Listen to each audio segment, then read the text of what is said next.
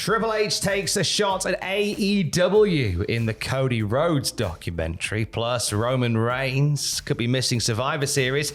And has AEW planned a debut for All In? It's all in the wrestling news right now. Cody's documentary is out, showcasing the arrival of the American Nightmare back onto the shores of WWE, and so much more in there as well. You get clips in there from being the Elite, which is weird to see in a WWE Network presentation.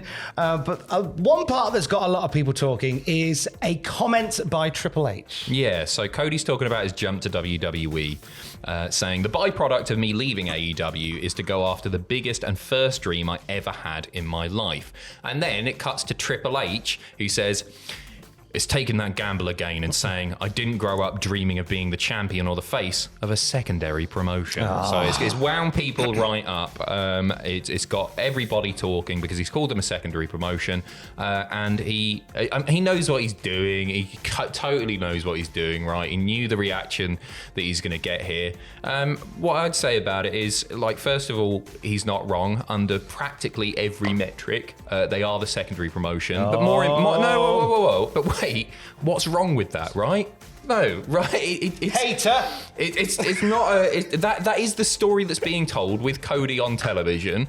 But yeah, more importantly, there's nothing wrong with being number two. AEW have only been around for a few years at this point, and the strides that they're making are absolutely huge. They are potentially about to sell out Wembley Stadium, putting on the biggest paid gate outside of North Korea in wrestling history, and like they're doing amazing stuff. So don't get your panties in a twist over this, because like I think it plays into the Cody story. That's part of it, right? The whole story is Cody wants the WWE Championship, finish the story, etc., etc.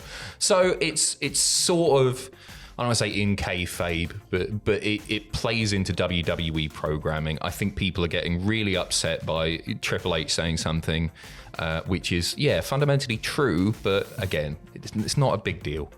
Can't believe it. Go on, what's your reaction? How much is Vince paying you?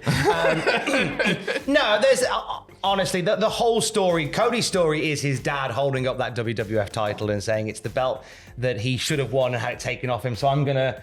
That was originally where it began, wasn't it? I want to complete the dream that my dad never had. So yeah, that's the dream. That is the dream. To be at the top of the mountain there. He could have quite easily said, being the champion or the face of another promotion. Like that would have been the nicer way of putting it. He likes having these little pops.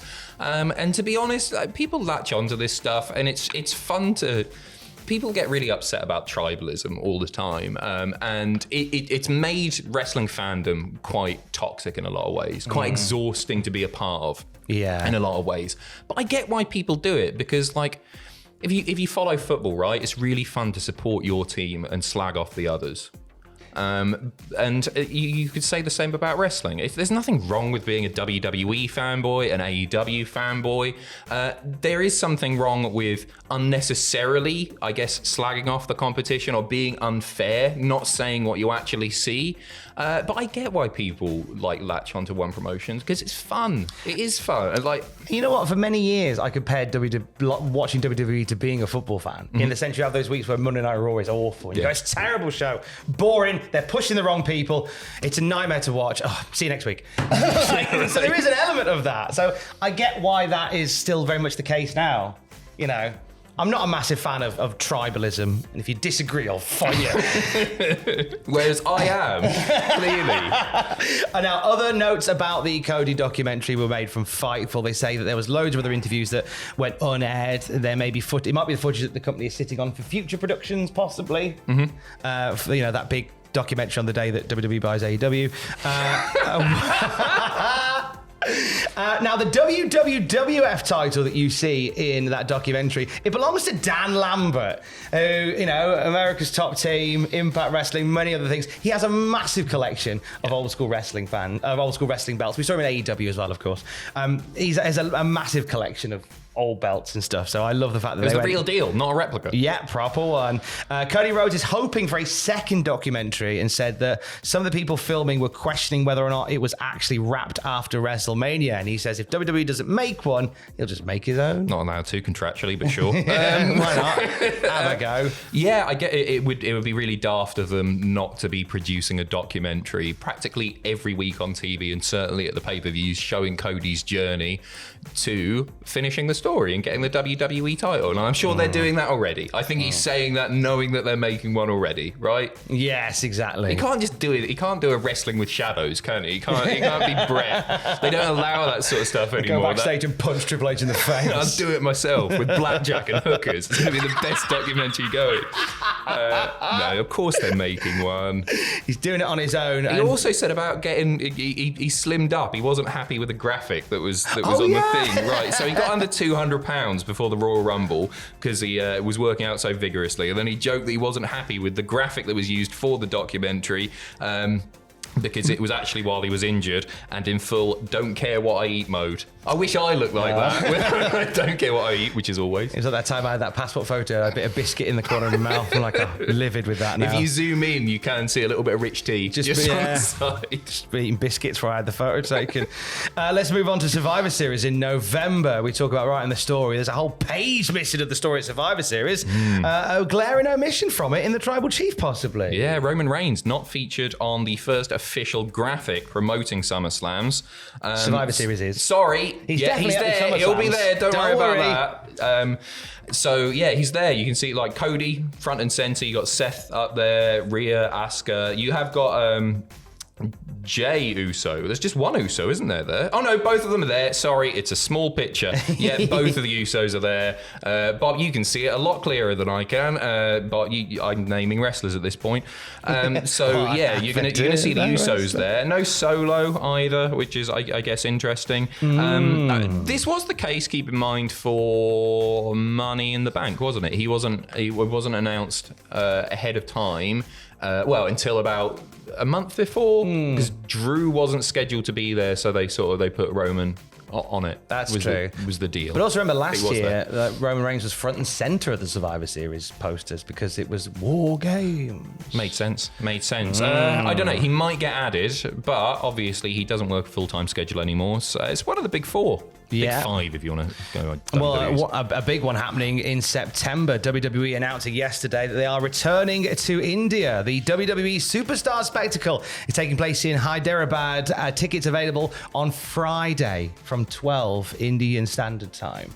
So this is going to be... Yeah, I'll pop along. Yeah, it'd be nice. This is going to be a big show. I remember there were plans to do this show and then the world shut down and they ended up doing it from the Performance Center. Yeah. Not the Performance Center, from the Thunderdome. Yes, they did. I can't remember the name of it. Do you remember the name of it? Superstar Spectacle. Was that a Superstar Spectacle? Drew was champion at the time, wasn't he? I remember, I think he was anyway. Here in the main event, where he belongs. Yep. Oh, yeah. That's the one. Yeah, I only saw pictures. I never got around to watching it. But the viewing figures, I remember, were insanely high for obvious reasons, right? Everybody watched it. Like loads and loads of people that you don't see on weekly WWE TV being featured, facing WWE superstars. Nice little showcase, and I imagine that'll be a big one. And I don't know if that'll go on pay-per-view or if they're going to deal with if they're going to do it in the same way that the Superstar Spectacle was. I imagine ittle be a network one. Yeah. I would imagine so. Fair. I don't know how Cody's going to finish the story. What with Shanky beating Roman Reigns in September. I'm just saying. Not that I've heard anything, by the way. Speaking of big events internationally, of course, we mentioned it a short while ago. AEW All In. It's All In month. It's here. It is. In fact, it's August 27th. It all goes down from Wembley. They are on track. What's the match you're looking forward to most time? I'm looking forward to when the wrestler has the thing with that other wrestler. Announce a match.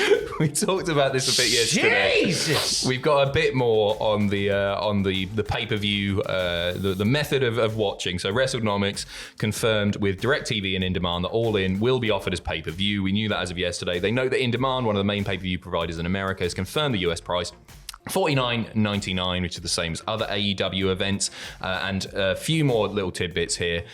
We'll also price the show at $50 whilst offering the event on indemandspayperview.com in Canada, the UK, Ireland, Australia, New Zealand. So for any international fans watching, there you go. But prices in those places may vary, but AEW haven't confirmed that themselves yet. But it has come from essentially the horse's mouth, hasn't it? It has indeed. Now, this is the month where we will see AEW really ramp up media in the UK, and to that end, Jeff Jarrett was in London yesterday. I can offer a bit of unique insight on this. Went down to London to go and hang out with Jeff Jarrett for a bit, which was nice. And arriving in the building for the interview, Grado's there. My mate Grado. And he said, me and Jeff are doing something over at Talk Sport. Like, we're doing an interview for Talk Sport. I'm here talking about the side of British wrestling, and Jeff's talking about AEW. I thought, that's class. So we had a nice chat with Jeff Jarrett, which you'll see on the YouTube channel soon enough. Took him afternoon tea. Oh, it was a very dignified affair. He's an insanely charming man, isn't he, Jeff Jarrett? You know what? He is great. Yeah, he is. And I'm glad people can see it now as well. He said I was great too. That's nice. That's all the validation I need for a while, to be honest with you. Yeah, it certainly is, mate. But Grado might get one before me, so they went to Talk Sounded Sport. like a threat, Tom. I'm sorry. That's all right, mate. I know. Next week. Well, Grado nearly got one because Grado was taking the mick out of Jeff Jarrett on Talk Sport. They left us to go to do Talk Sport, and Jeff Jarrett brained him with a guitar live on Talk Sport. Hawksby and Jacobs yucking it up whilst Jarrett batters Grado. Their reaction, the host's reaction was so funny. Normally me that annoys the wrestlers. Let's have a look at the weather.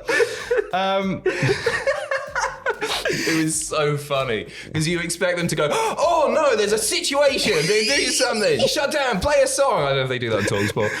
No, they just piss themselves laughing. Yeah, they're great time. They're having a lovely time.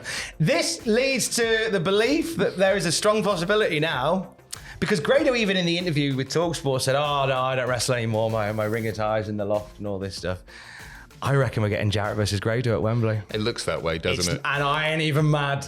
No, I ain't even mad. That'll be a really, really fun match. So he's been announced for Impact Wrestling's UK tour in October. Indeed. So he's very much not hung up the bum bag. So I'm well up for that. I think that's a really, really fun match. So that's the first match announced as far as I'm concerned. The matches I'm looking forward there you go. Jeff Jarrett versus Grado. That's the one for me. And it probably will be by the end of the night as well. Look out for our chat with Jeff Jarrett. It'll be on the channel soon enough. Afternoon tea with JEFF, JRRE. And for the latest wrestling news, of course, throughout the day, you can also check out cultaholic.com. Anything else? No, you got a Kane video going live tonight. Yeah, I forgot about the episode of Raw in which Kane interferes in almost every match. It's a really, really fun watch. Keep an eye out for that. We got pictures coming up later this week, and we got predictions coming up later this week as well. All the way to SummerSlam. We've got lots of good things happening. Stay safe. Love you. Bye.